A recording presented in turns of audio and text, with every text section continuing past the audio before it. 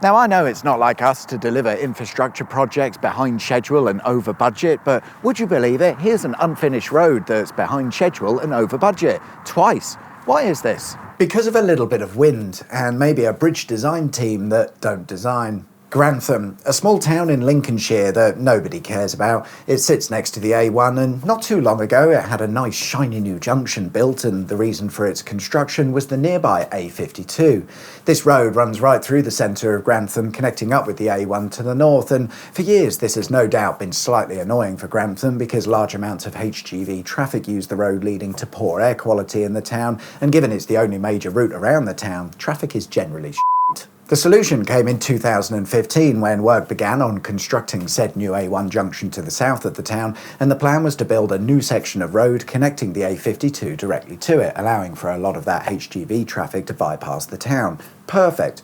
After several years of meetings and studies and a few weekends of construction, the junction opened in December 2022, and most of the new connecting road was constructed shortly after.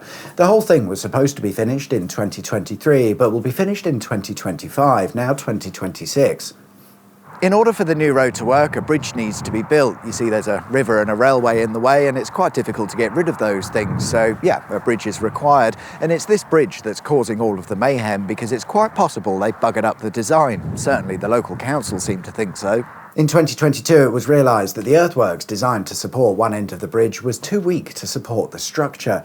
A local councillor said it was the fault of the bridge designers who had not carried out the appropriate surveys. But not to worry, for a mere £15 million, the same company could redesign things. Problem solved. Right? What was originally planned to be a 5-span bridge would now be a 7-span bridge, adding 70 metres to its length, now totalling 400 metres. If completed, the whole structure will weigh around 2,600 tonnes, be 16 metres wide, have a height of 25 metres above the ground, and it'll be one of the largest structures of its type in Lincolnshire.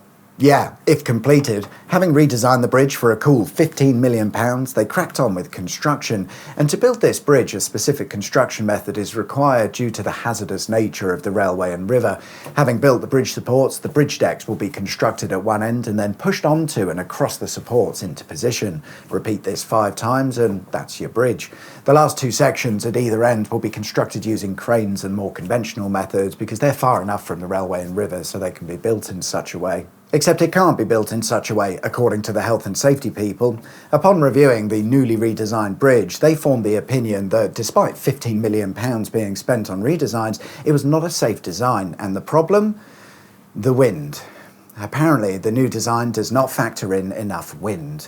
The concern is that when pushing the bridge into position using that specific construction method from earlier, the winds could blow things off course, or worse, cause things to collapse. And of course, it's safety first when it comes to anything, so construction had to be halted whilst a redesign of the redesigned bridge is carried out. To say the local council aren't happy would be an understatement. They are of the opinion that this not very good in the wind bridge design is shit, and yeah, fair enough, it is. And when you add in the first redesign, £15 million, don't forget, they've decided to take some sort of legal action against the organisation responsible for these poor designs that twice now have not been fit for purpose. But will that legal action just delay things further? Quite possibly, although I suspect a bridge design company will be conveniently going out of business quite soon, leaving it to somebody else to sort out the rest of the project, although not before taking another £10 to £20 million to redesign the bridge. Oh yeah, we're paying them to do it again. They did such a good job the first and second time around. What's a third attempt? As it stands, the road and the bridge is at least £25 million over budget, and it'll be finished, oh, I don't know, sometime in 2026? Maybe? Thanks for watching.